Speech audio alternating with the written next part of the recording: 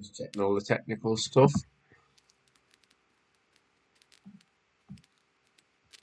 Okay, and we are in fact live now on YouTube. I can see, probably on Twitter as well. I need to do all my technical checks again. It's been a while. How are you doing, mate? Good, mate. Good. How are you getting on? How's the COVID I battle going? not too bad, honestly. Considering like talk about all the jabs and everything, all the boosters and that, absolutely knocked us for six the first night. Thought, in God, like, is this what it's like? Imagine what it was like if I hadn't had all of them and stuff. But we'll definitely not be getting into that tonight. Like, it's You look like not you too. lost weight. You look like you lost a bit of weight. You look trim in the face. I'll take that. Like, Jesus, honestly, like, it like it was hard to describe. So, I mean, it seems like I've sort of left it too late. I thought, oh, 2 years later, I still like hadn't had it, and then No, can blame the baby. Got it from him, I think. But going round, innit? it's just like seems to be everything getting relaxed and like on the one hand, it's brilliant that all the events and the sports events, the gigs, everything's getting back to normal. But then, like working in a school, for example, it's been chaos at the minute. But Are I you back think, in now? yeah. So like, I don't even know what the actual procedure with the normal world is, but like Do you think we had to anyone's it? do 2 days of negatives on day 5 and 6. So Saturday I was still last week. Yeah, last Saturday I was still positive. Then Sunday and Monday negative. So I was in on Monday. Mm. But then like as soon as I was back in work, just felt like I've got a cold again. Like my nose was blocked and um like hopefully it's done with COVID. But I've got no idea all the different viruses now. Like it's not in the news anymore, is it? So no one cares. No, that's it, man. It's just mental. Like, obviously, I've had probably twice now, haven't I? It's just. So, and then, when you go to these gigs and boxing and that, you think, God, I'm sure I got it from Rating Meadows last time. The place came down with it that night. After that, but anyway, enough of a life chatter. It's Aye. like a family catch up, innit? Yeah, we'll have a bit of therapy before we get into the actual boxing. No, but well, we'll not because we've got plenty of boxing to get through. We just had a little chat there, with a little brief of the agenda, what we're going to go through, and obviously you've been absolutely here, there, and everywhere with regards to Northeast boxing recently. Want to fill Uh, us in on any of the highlights of today? Today was good. Boxer press conference at St James's Park was decent. As you know, it's great for us when it's on your doorstep when the national shows come up here, the big shows, and it was nice, just hot-footed across the St James's, half day at work, and legged it over, and like you know, I go every other week, but I still never get bored of wandering around St James's Park and that, and press conference up on the top floor there at the Magpie Suite, and it was good. It was good. It's always nice when Sky and boxing that roll into town, and got a bit of content for the YouTube channel, a few interviews and stuff. So all good. Some familiar faces there and some new faces, and had a good little afternoon. It did. So yes, that's this Saturday at the Arena, headlined by Savannah Marshall, defending her WBO World Middleweight titles. She was there today. I think just caught her at the end, like she was desperate to get off. So only got a couple of minutes, but Chris Jenkins was there, good form. I had good with him. Brad Ray was there. Florian Martin. It was good, really good. Good to see some people there. Yeah, all good. It's been a busy few weeks. Nice one. I'll put a question to you, but while I do that, can you have a look at your computer? Because it sounds like you've got gamma radiation or something crackling every time you talk. Gamma radiation. It's Right, like okay. it's like static crackling away. And I don't know. I've got no idea what it is, but I can only hear it when you talk, and I don't know if it's my end or yours. But if anyone is watching or listening, I'm sure they'll drop a mention of what's going on. But what I Still was doing going to that. ask was, do you think this has been like gone under the radar slightly, maybe being a bit diluted? I don't know if that's a bit too disparaging a phrase, but just with everything that's sort of been going on in the last couple of weeks in the Northeast, and then it's it seems like on the one hand, boxing is absolutely booming up here, but on the other, it's almost not necessarily strong enough yet to put like two cards on in 2 weeks with obviously separate stables on separate platforms. How's me sound now? Still a bit crackly, but it'll do. Strange that. Haven't really done anything different. Like I don't know. I could go on with more bed if that works. But if it gets unbearable, tell us because it sounds Yeah. all right. It's a great point, Andrew. Actually, the timings are very, very interesting. 8 days and 8 days apart, 2 shows at the arena, and I think like the only other place you'd probably get that at the minute is London. You know what I mean? Like, I don't even think Manchester shows do that or Liverpool, and it's the timing is a bit, you know what I mean? But I'd say they're both competing for sort of supremacy up here, Boxer and Pro Bellum, and it's just the way they sort of cookies crumble, I guess, with the two of them. I don't think there's as much depth on this Boxer card as there was the Pro Bellum card, but it's headlined by Savannah, who's a star, and deserves every bit of adulation and credit, and that came her way. So, that's the way it's felt. As I say, I don't think the depth of names is there, but on the other hand, Sky a big business. Do you know what I mean? Professional setup, slick setup, and today ran like a dream again, and they are good at what they do. Tickets will be interesting, I think.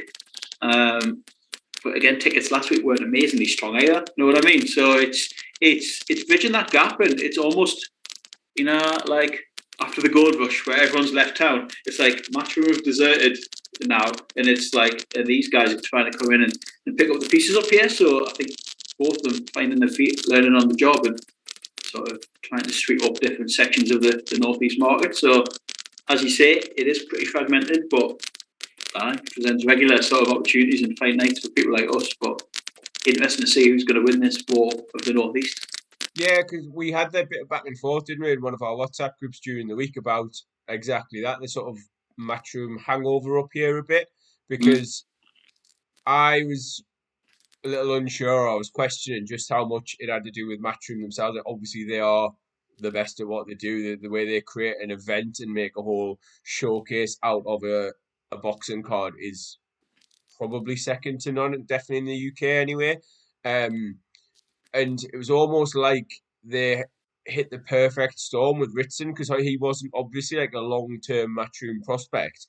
He boxed on their show almost as an away fighter, at best as a neutral fighter, to win the British, and then got picked up from there. And that like snowballed massively, didn't it? Obviously, we covered that in great depth through the years, but like the knockouts to win the British title, and what was it like, winning it outright in, was it 7 or 8 minutes or something, like, with all those sort of wins. And the idea then was like, right, it was obviously the inevitable stadium talk, the world titles, and everything was very much premature looking with hindsight. But even that, getting like Lewis to that European title proved a step too far, and it was almost, with that loss, there was a huge sort of knock-on effect, and like that earthquake sort of aftermath that sort of, I don't know how to put it really, because obviously Matchroom did do a few more bits up here, but I think they never probably with did the same verve and the same gusto. Yeah. And maybe that's just because of sort of fans looking at Lewis and then suddenly sort of realizing he is human, and he's not going to blast his way to a world title and dominate the division and that sort of thing. And with that hype dying down a little bit, expectations were a bit more realistic.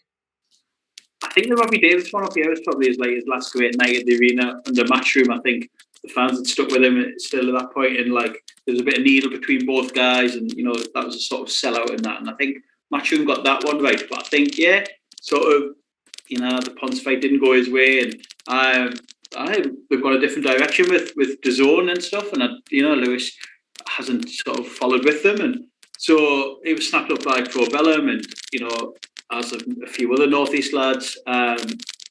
So they're trying to make a good fist of it up here, but Matchroom still have two northeast fighters, two ex-Berkeley fighters, Frenchie and Cyrus, but not enough to bring up here for anything meaningful at this point in the sort of early throes of their pro career.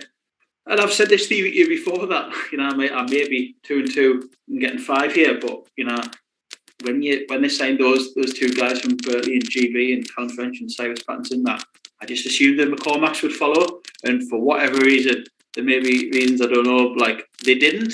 So Matchroom have been, I don't want to say left with, because they're cracking fighters and great lads, but they've got two northeast fighters on the books who are just sort of taking undercard fights at the minute on their national shows, and doesn't seem to be any massive plans to bring them up here yet. So it's worth keeping an eye on them to go forward. But for now, it's Pro Bellum and Boxer that are sort of trying to make waves up here. Lewis is, still headline there on Friday night. Very, very, I say Friday night. I think it went into Saturday morning, to be honest with you. Still going on Sunday, I think.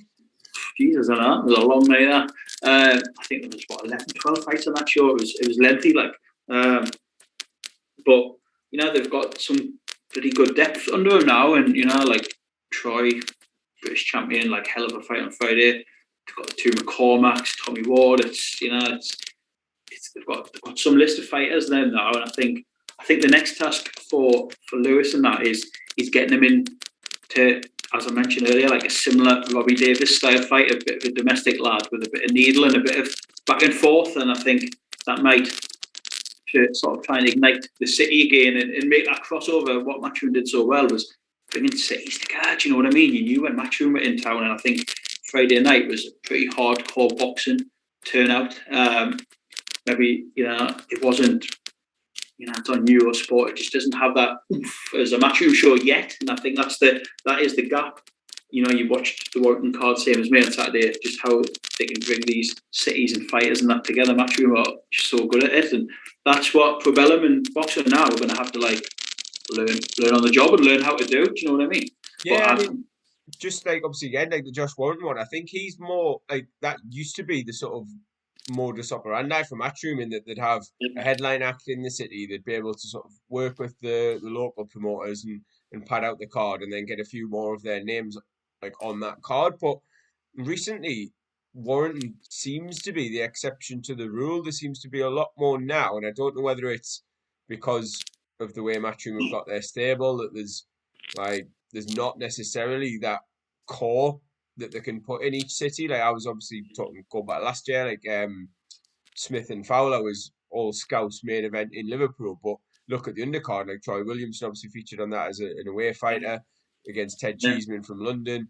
You had Shannon Courtney on there against an American, and down the card, yeah, there were a couple of sort of local prospects, but not to the level of, say, like when Tony Bellew won his world title. Like the Smith brothers were on the undercard. There's like a lot of Manchester and Northwest based boxers in and around Liverpool. Like Masha Dodd was a sort of staple of the undercards for a while, and as you said, they really sort of were able to like build this local interest. And I don't know whether COVID's had a bit of an impact on that, and the sort of all the fight camp cards where it's been like, right, you're fighting here, wherever that is, like tickets are no longer an issue, clearly. So you're from where, like, say Peterborough, for example, Jordan Gill, you're going to be fighting up on this card, you're going to be down here, you're going to be wherever.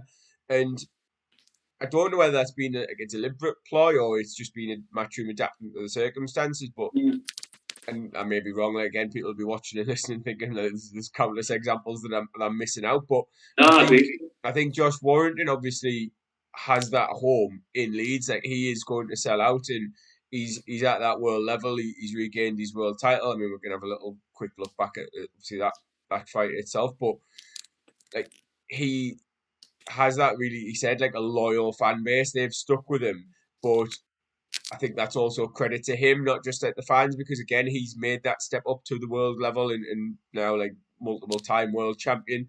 It's a lot easier for fans to get on board and stay on board when your sort of headline act is genuinely at that world class level. I know it is a good point. I think Matchroom are definitely streamlined. Like, I don't think they're not pissing about with next gen and all that nonsense anymore. It is literally, it's the zone and that is it now. And like, if you're good enough, you're going to get the fight, and if you keep winning, you'll get them as well. And and I think other promoters are, I don't want to say picking up the pieces, because Probellum have made some great signings. Like, and it's the depth is there now that it wasn't really up here, like especially some really good fighters, and I think the McCormacks were a great coup for them. I think everyone was watching their next moves from turn and throw, and as I say, I think a lot of people just assumed they would go to Matchroom, but they haven't. They've turned with them, and obviously Mark Dickinson, fighters like that, and they're going to be really fun to follow up here, like in the infancy at the minute, in the early stages. But there's a depth that that we've never really had up here, even from when me and you started this, and before that, it was sort of slim pickings for a while, you know what I mean? And I don't want to sound disrespectful to any of these guys, but it was your John Lewis Dickinsons, your Stewie Halls, your Bradley Saunders, you know what I mean? Before sort of Lewis came along and sort of set the scene. That's what I mean. Like, again, massive respect from us to them, 100%. And I think there are probably lots of regions around the country where they've got very talented boxers up to Yeah, a certain level, like up to winning that British title, and that only carries you so far. I think again, like with Probellum, the signings they've made in terms of the potential, like especially with Pat McCormack, he could be the uh, one that sort of propels the region back up to filling out the arenas and stuff. And obviously yeah, we've got a very very long roundabout way to Savannah Marshall, and I think with her, she could be with the backing of Sky that real one that like transcends into like obviously women's boxing, getting it at that level because she's a little bit different. She's a bit special within the women's ranks in that she provides knockouts, she provides that action, and she's got that perfect made to measure dance partner in Clarissa Shields. That if Sky play it right and if Boxer get that one right, that could be at the level of like Katie Taylor Serrano in terms of yeah. generating that interest amongst the casual fans and converting a lot of boxing fans into the women's side of things as well. I think you're right. I think they have to get it right, and I think it has to be next. Clarissa's up here apparently this week. She'll be there on Saturday night, and we're obviously going to put them head to head again and have a bit of verbals. And I think, right, okay, that'll be the second, third time, whatever you've done that now. Like Savannah's, let's assume she wins on Saturday. I think she will. It just has to happen this year. There's talk of St James's, there's talk of the arena, and I think it will be up here probably, but it just has to happen next. You don't want to miss the sort of sell by date on that, and talk's going to get a bit boring now. Do you know what I mean? The Twitter back and forth, they've gone on for probably. When did we speak to Savannah on here? Like lockdown 2020 or something. It's always been, they've chatted back and forth for ages, and I think Boxer have to make it, and they have to make it like pretty much 2022 for 100%. And I think that'll get some good interest, and I think good on Savannah. She's when we spoke to her, do you remember that? And she was like, honestly, I nearly give up, and I was applying for jobs in like Tesco, and like her career has just sort of came around full circle, and she's grown into it as well. She's grown into the spotlight and the limelight, and she's like, I don't want to like patronise her or anything, but she's a much better like talker than she was, and she's got a bit more about her, a bit more confidence, 100%. So it's going to be interesting up here next few years, and like Lewis and that. They're not past it by all means, from what you hear next. It could be a Harvard Davis, could be someone like Tyrone McKenna, then going on to another bigger fight after that.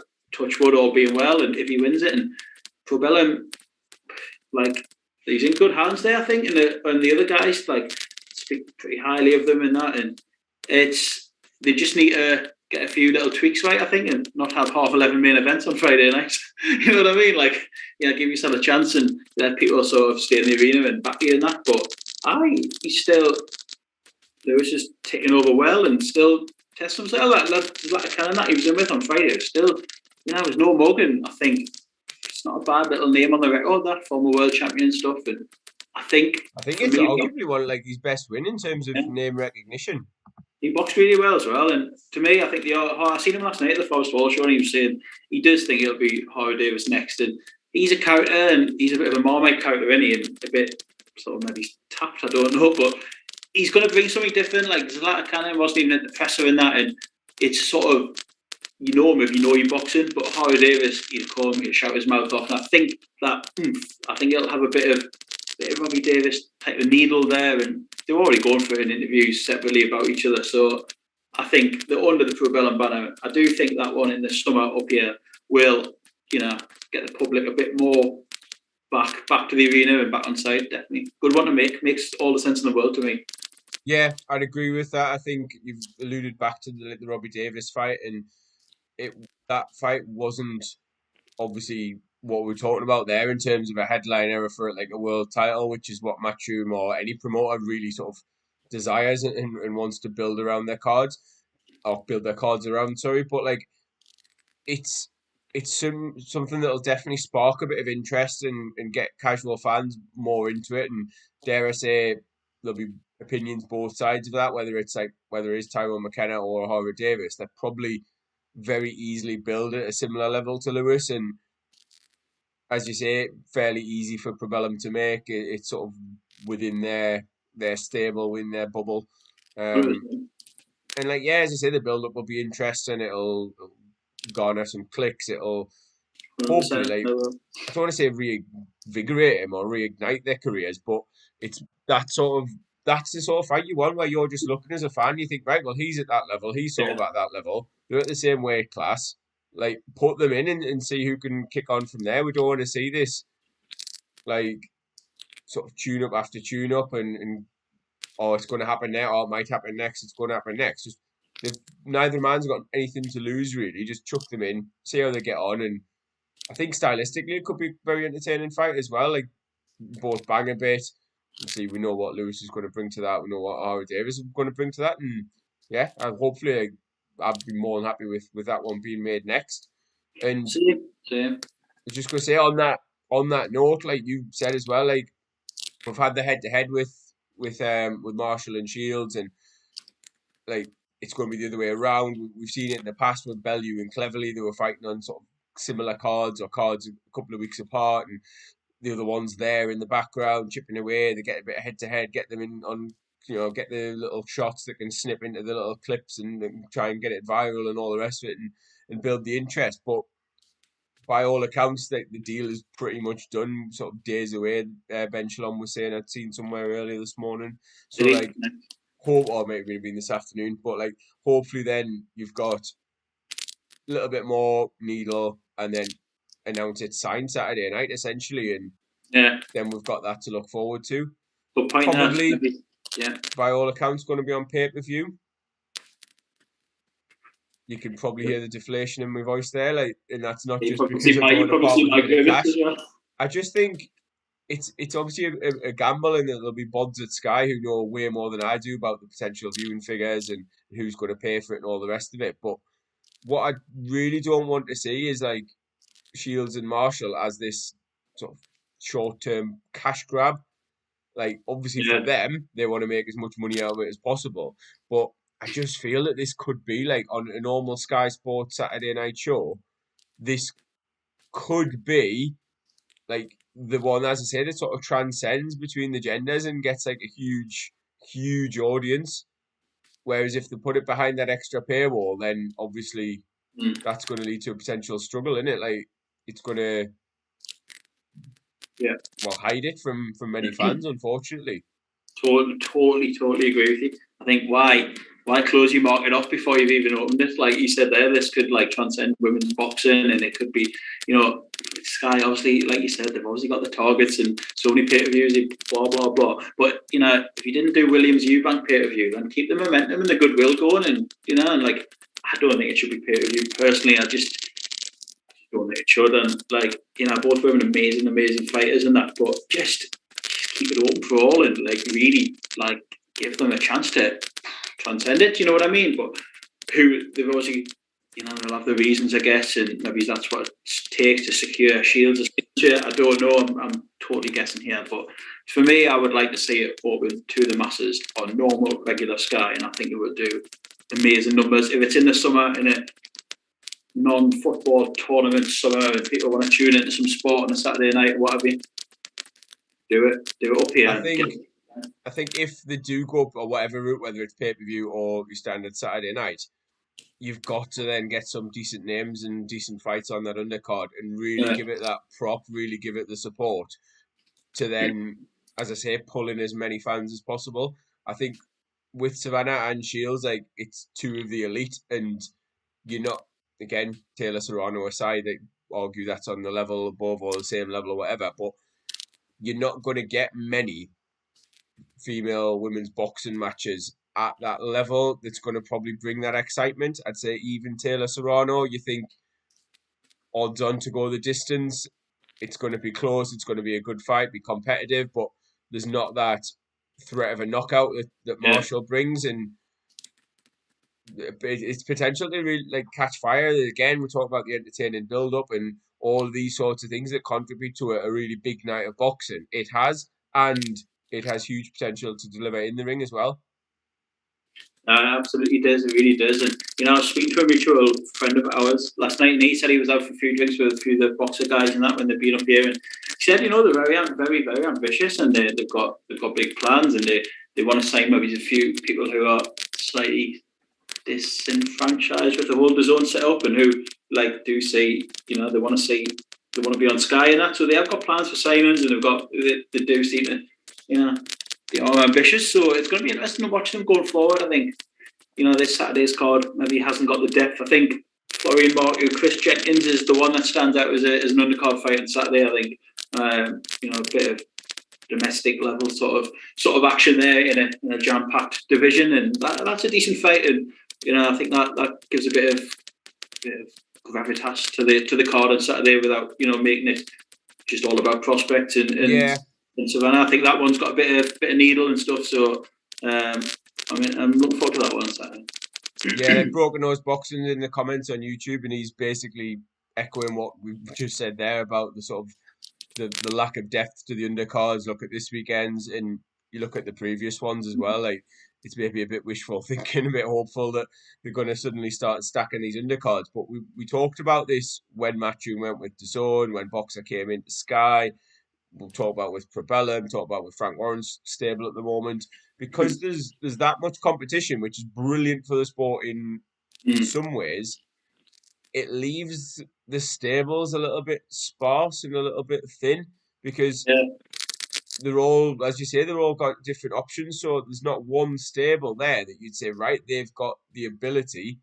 I'd say Matchroom probably in the strongest position, but to put on that undercard, and like Boxer are accumulating fighters, they're definitely getting more and more. But you look at like Carl Brook, for example, that undercard was small whole level of competitive fights. It was really, really poor. And that was one that you just sort of saying, well, actually, like, this is all about the main event. And I don't think, as big a fight as Shields Marshall is, I don't think it has that pull that it's going to bring in that audience on its own, which is why I was obviously suggesting like a couple of decent fights, like really sort of get some big good names and good fights on the undercard.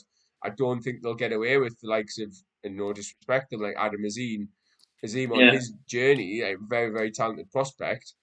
A lot of hype around him, a lot of excitement around him, but you're not going to build, you're not going to add anything necessarily to that main event in terms of drawing viewers by putting these sorts of prospect fights on.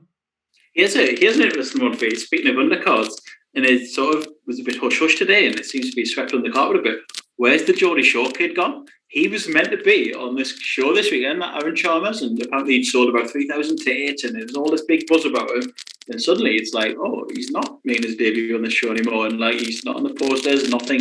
Like that's what he was meant to make his debut this weekend, and suddenly he's being sort of airbrushed from the whole thing, and haven't heard any reasons of a pull-out or an injury or anything like that. And I think sort of left them scrambling a bit, because I think he pretty much sold some tickets, but no mention of him, no sight of him, nothing on any posters or banners or anything today. So, well, out of the two of us, you were there. You could have been asking that. And I don't know where he's gone, man. I was speaking to Boxing UK about Roy Kelly about him. We were like, oh, interesting, but I think it's been very much under the carpet type thing, and like no mention. Yeah, I mean, funnily enough, I've actually seen him fight twice live at in MMA Bellator cards at the arena, and like again, the amount of interest he generated, like obviously the cynic in me thinks what a fucking gimmick that is, but from a business point of view, like it makes absolute sense if he's going to go to boxing to like sign him up and the Newcastle show. Put him on a Newcastle show. He, whether you like it or not, whether you think it's fair and just, he as a prospect making his boxing debut, if he's shifting that many tickets and generating the sort of casual interest he does, he's a lot more profitable and lucrative having on a card than any of the sort of the local fighters that we're aware of and that we really rate. Comment in the chat saying Andrew sees either of us know whether Michael Webster has an opponent for the card yet, or if he's likely to get one. He wasn't there today, and I normally look out for Michael because I like him, and I know for a fact that he's been offered a lot of of the Northeast cruiserweights, and there's not that many, and apparently, a lot of them turn it down. I think he's a very, very, very hard kid to match, Michael Webster. To me, he's probably the pick of the bunch up here. We've got a few cruiserweights, and I don't want to do anyone down because I like them all, and they're all good lads. But I'm a big fan of Michael Webster. Like, I didn't see him at the presser today. He was listed against the infamous TBA on BoxRec, but I think from the last press conference I spoke to Michael at, he was honestly on his like his 40th opponent or something by the time they got someone over the line. Very, very heavy-handed, and I don't think there's too many names out there that are in a massive rush to jump in with them. So I don't want to interrupt you now. I certainly don't want to pull the curtain back on the magic behind the scenes at BBB, because we're obviously slick, we're professional, we're prepared. Well, are you expecting anyone else to jump on this call? Someone in the waiting room. Someone by the name of Mr. T has just jumped in the waiting room. Go on, get him in. I'll offer him in before, says if you want to jump on, feel free. I don't know. He's on his holidays, isn't he? I thought it might be the man himself. I've just admitted him there. Let's see if he's coming in or not. Here he is. Here's the man himself. Mr. T. You hear us, mate? What's happening? All right, Paul. All right, all good, all good. How are you? Yeah, mate, all good. Look at him, man, on his balcony, man, living the dream. I know, I just need to adjust the scale on my screen here. Joined by the British champion himself. How are you doing, Troy Williamson? You all right, mate? Yes, mate, I'm all good. Yourself? Spot on, absolutely spot on. Where are you in the world? Fort Ventura. Very, very nice. All right for summer. It's just stopped snowing here again, so it's good. I know. Blizzard outside. Just been talking there, Troy, about Northeast boxing and stuff, and obviously you're with Pro Bellum. You used to be with Frank Warren. Cracking night on Friday, great fight. Enjoy it? Yeah, it was. Fucking certainly did enjoy it. Yeah. Yeah. I think everyone watching enjoyed it. I don't know about the ones in the ring. Like I said to you before, he was good, wasn't he? Cartwright, a lot better than I thought he was going to be.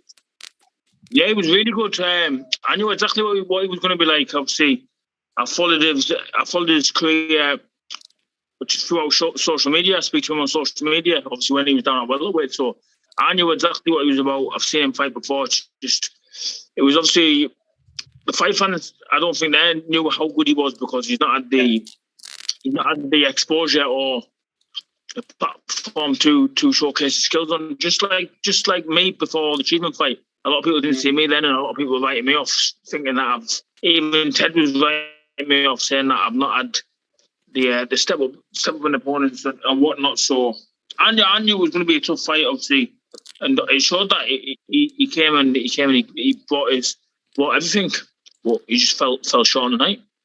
Yeah, I had you winning. Apparently, some commentators and that were, the scores were too wide, but I thought you dug in well and you just chipped away at him, and you didn't nick the rounds, you won the rounds. Do you know what I mean? And after that knockdown, that woke you up, did it?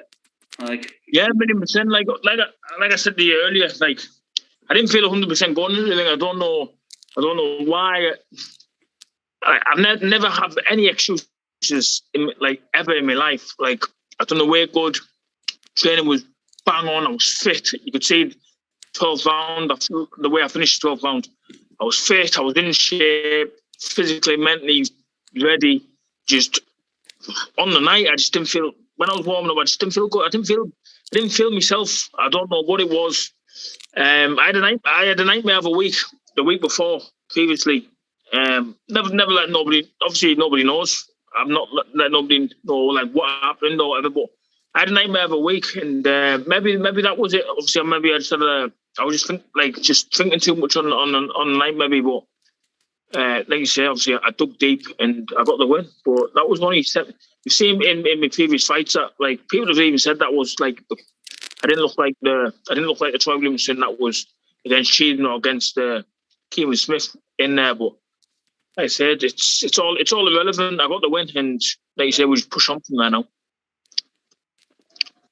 And do you think, like, obviously you're saying there you didn't look necessarily like the same version of yourself. I think stylistically you did. It was like, right, another case, we're going to war, fight of the night, here we come. Craig Carney in the corner, is he maybe trying to calm you down a bit, getting you more boxing, or is he happy to let you go at it? It was sorry, my coach? Yeah. Yeah, well, it was like the plan was just to box, keep everything long range. You see, when I started getting my jab going, I couldn't miss with a jab. But yeah, obviously, I was reverting back to holding my feet and just wanting to have a fight. Where I could have made it 10 times easier just by sticking with jab out, sticking with double jab out, keeping it long, 1-2s. I was just like you say, I just bit down and just wanted to have a fight where it's a great learning fight because the first time I got put down in my career, it was a heavy shot. I got up, carried on, dug deep, and I got my first 12 rounder that I've done. And the way I finished the 12 rounds was incredible because I know that I've got the engine. I know I've got the engine. Obviously, people have all said that he's not done 12 rounds. Can he do 12 rounds? Well, I've just showed I can do 12 rounds, and it was at a good pace as well. But like I know that, like you say, obviously I'm a lot better than how I performed on the night. But I got the win, and that's all that matters. We push on from there, and it's doing your reputation no harm, though, is it? You know, like Cheeseman, fight of the year, this one, the war. It's like you were like a hidden gem under France. Do you know what I mean? No one really saw it, but now it's like, oh, Troy Williamson, like fast becoming one of the most entertaining fighters in the country. Like we tweeted on Friday night. I've always said I've got a fan-friendly style, and a style that TV love. Then obviously, it's shown. Obviously, with social media, fucking blew up off the Cheeseman fight. After this fight, everybody's talking about like how much of an exciting fighter I am and whatnot. But they like say it's the sweet science in it. I wish I did have the sweet science, but fucking I don't. Hey man, you know, like, but your old promoter's loss is your new one's gain, innit? And you're with Probellum now, and like they've got some depth up here, haven't they? And exciting times to come. Yeah, 100%. Obviously, Frank's lost the best super-welterweight in Britain and possibly Europe. So, hopefully a bit. Well, I think we're back up in Newcastle June, July time. So, hopefully headlining this time because I've heard a lot of people say that the arena fucking pretty much half emptied when I come out. So, hopefully they leave me till last this time. I mentioned to you before that, like on your live thing that you did, that is some reception you got there. Like I didn't realise you were that popular. That was amazing crowd up. Class. Yeah. I've got good following. It's only growing as well. So yeah, okay. I'm very humbled and very appreciative for all the supporters that I do have because they spend the hard-earned money to come watch the fight. So the least I could do is fucking give them fight of the night. It's true. And you mentioned there potentially being the best super welterweight in Europe. Is that something that's on the agenda for your next fight? Looking at a European title? Yeah, 1,000,000%. Obviously, I know that if I get a chance to fight for that European title, it's coming back to the Northeast. 1,000,000%. Like you say, people like it's all cliches, isn't it? You're only as good as your last fight. So people are just going to look at me against Mason Cartwright, and then people are thinking, well, who was Mason Cartwright? He was a nobody.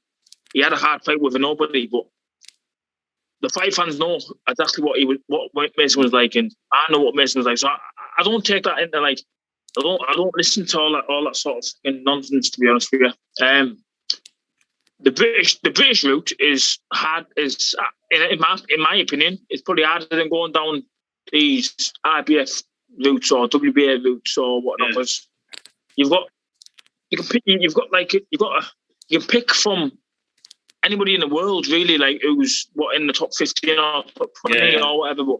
But when you defend the British title, you find you're top fighting like the top 10. So was it? Yeah. Was it hard to get matched?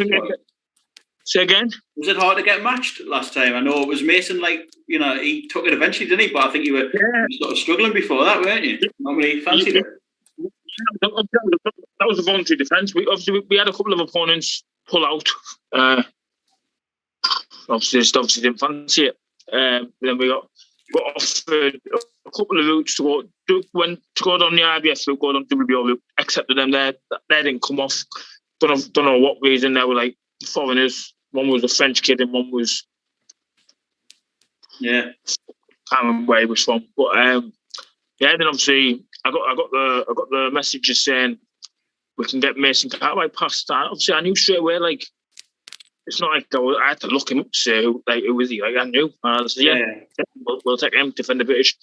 Obviously that was always a plan. I wanted to defend the British, whether it was I'd love to win the British outright, if I'm honest, but there's nobody next in line for the British, and like I'm not a fighter that wants to be waiting around for like mandatories or whatever. So, like, if the opportunity comes for another title, like the European or whatever, then I'll scrap the British. I've defended it once, so yeah. I think it's hard in the current climate of boxing, like as you say, to line up all these British fighters to get yourself 3 defenses and keep developing and keep moving. Obviously, like you've just said there, you don't necessarily want to be hanging about for too long. Yeah, definitely not. Like, definitely not. I want to stay active. Obviously, hopefully get out in. Well, I will be out in June, July. Hopefully in Newcastle, and then it'd be nice to get back out in October. It'd be nice to get like another 2 or 3 fights before the end of the year. Should have 2, but it would be nice to get 3. So you're on your holidays. You're back. Was it Monday? You said. Then you've got Craig's got another Lad Maintenance Pro debut next Friday. Is that right? Yeah. Well, I'm on holiday now, but I'm just doing a little bit of cardio, to be honest. The odd runs. Now strenuous. I feel like it just helps. To be honest with you, as after it sounds, doing the odd little run helps me chill out. Like, I'm supposed to be just having 2 weeks off now, just complete chill. But if I have 2 weeks off, all I do is eat, put weight on, and after the first week, I get bored anyways. I want to be back in the gym. So after the first week, like, I'm itching to get back in the gym, even though I'm not allowed to go back and train really. So it's like, I'm just doing the odd run, just nothing strenuous, just to keep ticking over really, and then I land back on Monday 3:15. Yeah, I'm going to go straight into the gym Monday night and give the lad some sharp rounds because he's boxing on Friday on Jaffa Short Meadows. Put it on his toes and give him a bit of a. He'll put me on my toes. He'll be ready to go. Won't he be ready to fight on Friday? I've had a week of eating shite. True. I'm always fascinated by like fighters out of camp and that. And as you say, obviously you're always in decent shape. But what does your weight go up to when you're not in camp and you're not trying to get down to like 11 stone? About 13 stone, walk around that. That's all right. I'm trying to do a quick calculation there. I walk around. Got a bit weird. I walk around 13 stone, but I don't go fast. You know what I mean? Like, give me a card on Skype. It's fucking mad, isn't it? There's a screenshot for this video. Get our female viewers up.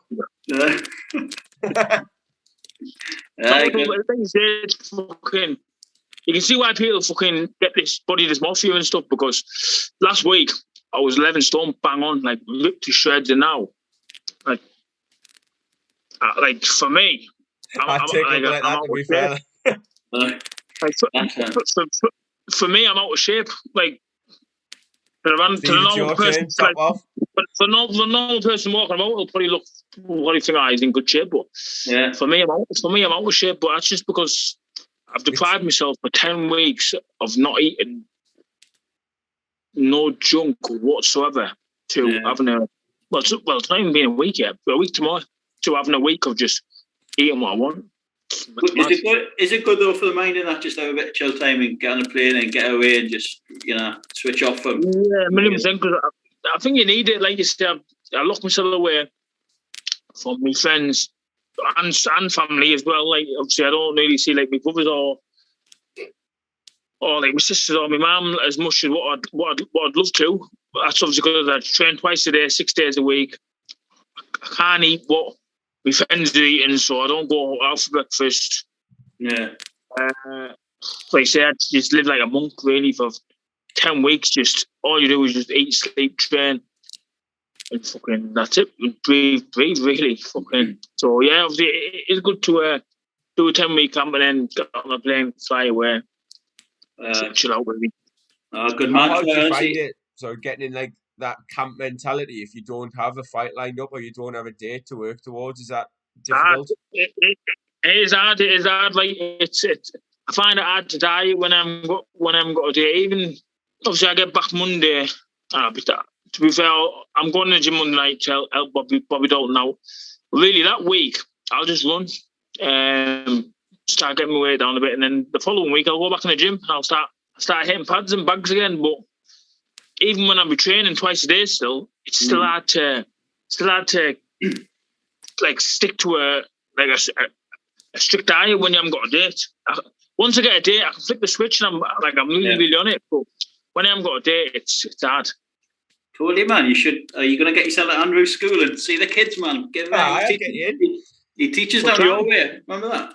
Abbey School, Darlington. Abbey School. Yeah. What way? So I'll get you in with your belt. You can talk to the kids, inspire the locals.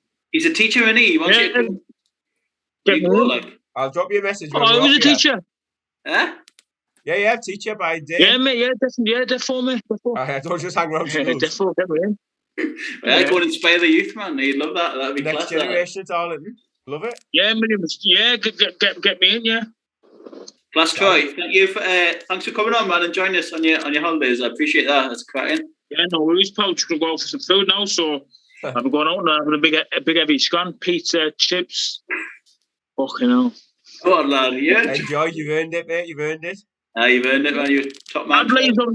I don't drink or anything, so like a binge for me is just like I'll binge on chocolate and sweets, like where instead of like having a pint or whatever, I'll just binge on junk food. It's fucking probably having a pint, probably less calories. Easter's coming up as well.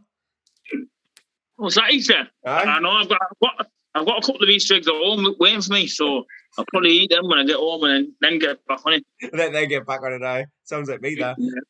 Bring us one to wait next Friday. Cheers, Troy. Thanks, mate. Appreciate it, son. Enjoy your night. Thank you. Yeah, cheers, lads. Cheers. Take care. Bye-bye. Bye. Still there. He's gone. How was that? That's not a bad little surprise guest, that one, eh? I will pull them out the bag every so often. I just like when it said Mr. T, I was like, I've got a very good idea who this is because I knew you jumped on his live earlier.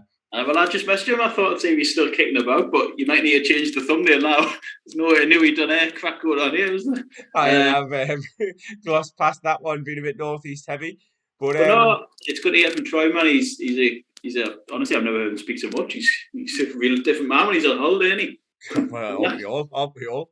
But I do think like what he said there, though, he's obviously fast becoming one of the most exciting fighters. Like he'll obviously have seen it more so than us. His profile will have gone through the roof with that Cheeseman knockout, even as many will say, being tucked away on DAZN obviously on the app. But then to then obviously defend his British and like I wasn't actually watching his fight live. I've obviously seen it since, but on Eurosport, like boxing Twitter was alive, and like obviously everyone was talking about how good a fight it was. He got dropped, he was in bother for a bit. He's like Brilliant. He said, he sort of bit down, recovered, started winning the rounds, like won the fight, and like I mean, from joking aside, like from his trainer's point of view, you'd be thinking, right, how can we avoid him getting hit as much and all the rest of it? But like he's got a bit of skill, you know. He was Team GB as an amateur. He's no mug in terms of a technical boxing point of view. It's obviously a lot easier said than done when you're in there and you know you've got a bit of power, you know you can go for 12 rounds. That's the difference, like between, you know, there's other very talented fighters that we've talked about from not just the Northeast point of view, but all over the country, all over the world, that you know how good they are, but they don't excite you, they don't get you on the edge of your seat. And if Troy can get the blend of that right, he's going to be obviously one to watch for a casual fan, a neutral fan, but also what we were just talking about there from a Northeast point of view, someone that potentially headline the shows up here for many years to come. Absolutely. Like, you know, we've followed that journey, I think, from the start, even when he was on like little MTK shows and Frank Warren and I don't know, MTK Scotland, somewhere, I don't know. And, like, I always knew he was good, but I didn't realise like how good he was and also how like popular he was. You don't really see that when you're on like undercards of like local shows and that. But I think, like you said there, it takes two to tango sometimes, and you might need that like dance partner, and you know, Cheeseman more than not a pretty good one for most fighters. You know what I mean? It just entertaining. Then caught right again there Friday was cracking. Like, and you know, I must confess he was a lot better than I thought he was going to be. Like, I just thought, you know, he had a lazy look down his box record. I'd seen him being beat twice, stopped twice off lesser fighters than like Troy and stuff, and just thought Troy will blast him here, like coming off the Cheeseman fight. Like when Troy hit the canvas, I was like, ooh, like this kid can fight. Like he was really good, and but brought out the best in Troy as well. Like it was interesting to hear Troy say that, like he knew of him, like obviously he knew of him, but like he knew a lot about him. He rated him. He thought this is going to be a tough fight. Now I don't know whether that's like a pinch of hindsight in there with how it went, but he basically like. He didn't sort of overlook him. He didn't underestimate him. It was just that it was as tough a fight as he expected. Whereas I think if you just look at the result, as you say, coming off the Cheeseman win and the British title and all the fanfare that comes with that, to then a lot of people expecting him to get the business and knock him out and get him stopped, etc. To then not, you think, oh well, maybe he's took it a bit easy. He's thought he's going in with an easy win, and speaking to him there, that doesn't seem to be the case at all. Some good kids domestically, you know what I mean? And like I've never really seen or heard much of Mason Cartwright before Friday night, and then they come up here and you're like, where have you been? But I think like his career, he'll get fights from that. Promoters look at that and think, yeah, he's worth getting on against such and such, and it does him no harm either. Do you know what I mean? It's like he's took a chance away from home, and albeit he got beat, but that'll do his career. Like the power of good, he's opened up probably some doors. With promoters there for himself as well. So honestly, it's a cracking fight and really good atmosphere and stuff as well. And, like he's obviously like not necessarily a prospect at this point, is he? He's like early 30s. Oh no, legit name. He's normally like I am one for like win the British. I'd love to see fighters defend it outright, like win it outright. But I don't think that's going to be the case with him, as he said there. Basically, he's looking to move on. A European title shot would be very, very welcome, and that's like the next step on the ladder for him. And whether that's the EBU European title, that traditional route, or he's looking down, like he mentioned, I think the WBO in particular, and sort of building his ranking that way. Yeah, we'll see what comes of it. But he's a good man though, and I appreciate it. It's nice of him to do that. And I think he was one of them fighters when I used to first get to know him. I was a bit almost scared of him because he had that look and he was a bit wary and something didn't say much. But now he's like, I think he's probably got sick of us too. We've hung around a long time, you know what I mean? He thinks he's all right now. He doesn't show up, and I hope not. He's coming in to visit my work. It's good for him to, he's a sound man, and like I think once you get to know him, once he starts talking, he's good value and loves the game. Then he just loves boxing. Yeah, that's clear. Like just like lives for it, and I think that's obviously going to hold him in good stead. It's very easy for us to say like about the fighters not living the life, but what we sort of talked about there, if they don't have that date lined up, if they don't have something set in stone, which very generalisation, like you're talking more than half of the boxers in the country at any time probably don't have a fight lined up.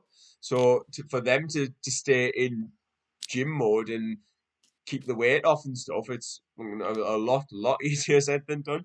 It's funny because we started this at 6, we were going to go right in hour 7, and we were going to preview, just general chit chat and that. But like, I'm obviously buzzing that Troy's came on, but it might have deviated a bit. It might have deviated our plans, so you might have to redo. I'll tweak the thumbnail and the hashtags and all the rest of it. Honestly, man, April is just mental. Like some of the stuff coming up in April, obviously the main one, I guess, being Fury Whyte and that, but like Taylor Serrano, there's just loads, but it's just mad, isn't it? It's a busy time again, and like that is coming around so fast. Fury Whyte, and I was thinking myself before. Imagine if Whyte, right, not said a word, hasn't showed up, nothing. Imagine we just got him to knock him out.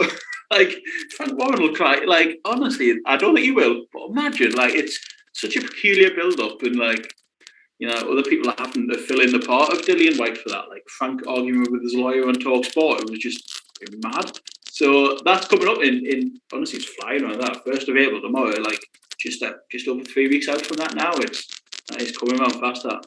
But there's a lot to get into, and we probably have to bring our weekly previews back again. We're just getting good at them, and then life gets in the way, doesn't it? Yeah, it does. But I think this will hopefully again how many times we've said it. But if we look ahead, and we'll pencil in the day to look ahead, because obviously we don't want to go too much into detail with Fury Whyte preview and predictions and stuff now.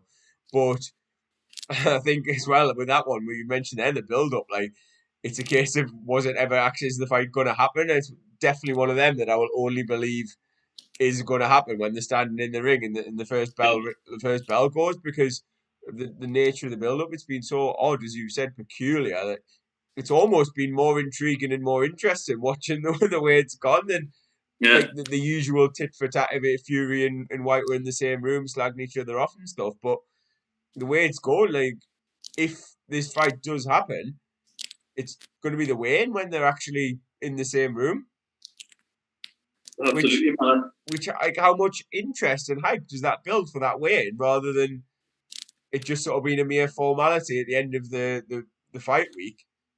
You actually going to be like, oh, this is going to be there. Like, the first time they're actually head-to-head is when they weigh in. Honestly, I think there'll be a few more twists and turns before, in the next few weeks, to be honest with you. I think this will escalate, and the mind games and the no-shows will probably continue. And like you say, it'll be nice just getting them in there and touch what it happens like, to be honest with you. So, it's what I'm looking forward to. And I think the closer it gets, I think it'll catch people's attention as well. But I'm sure we'll review it more in depth in due course, to be honest with you. There's a lot of stuff coming up both sides of the Atlantic and around the world, really. But honestly, man, it's a busy time. It's going to be a busy summer of boxing, I think. Hope so. What else? It's sort of Troy coming on nicely took us to the hour mark, really. It really has. I think we'll wrap up there for tonight, and then again, maybe obviously post Marshall Hermans, we'll do another midweek one and just sort of look ahead to what's coming up and take it week by week. No, man, been brilliant. Loved it. Good speaking to you, and glad you're on the mend. And nice to be joined by Troy as well. So it's been cracking. Nice catch up. Right, speak soon, lad. Take care. Catch you there. Cheers.